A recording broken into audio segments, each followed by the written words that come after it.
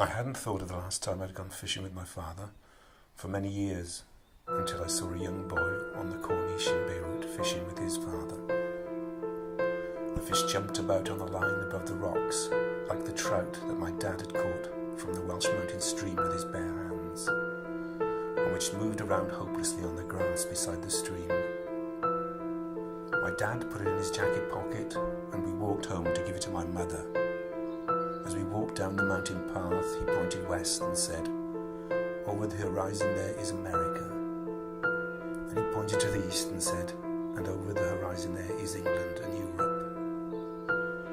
My mother loved all the songs from America, and she hated all the songs that my grandmother sang in Welsh about places that were familiar to us. She wanted progress and excitement. As we came through the door, she was singing along to a song from America on the radio called Beyond the Blue Horizon, and I thought about what my dad had told me about all the wonderful countries that lay just over the horizon, and which I wanted to see. But the next day he died at the age of 36, along with 44 other men in one of the worst mining disasters of the second half of the 20th century. But I made a sort of promise to myself that I'd go and see some of the places he'd only seen as a soldier at war, and I wanted to see many more, and in fact I did. I studied and worked in places as different as Spain, France, Sweden and America.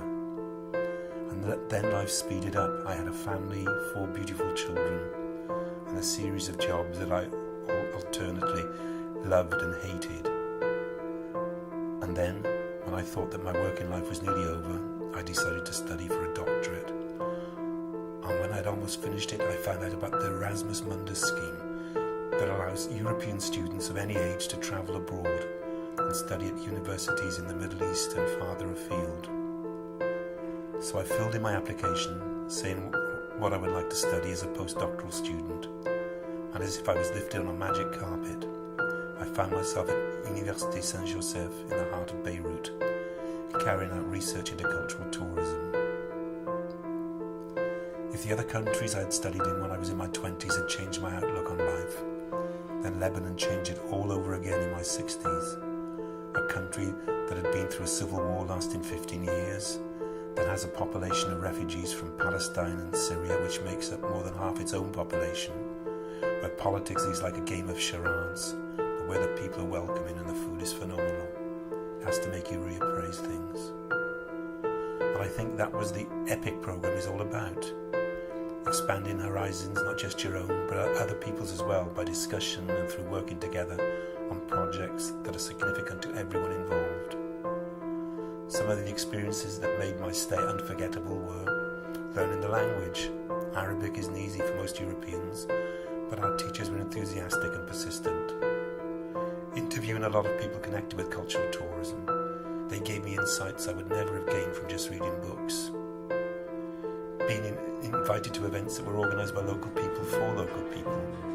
And apart from the knowledge I gained during my stay, perhaps the most important part of my 6 months was getting to know local people like the staff I worked with at the university, the students, and the people I met socially. And you'll find that beyond the blue horizon, even if the sun doesn't always shine as brightly as you might have expected it to, it will definitely cast a different light on the way you look at life, and possibly change it forever for the better, like it did for me.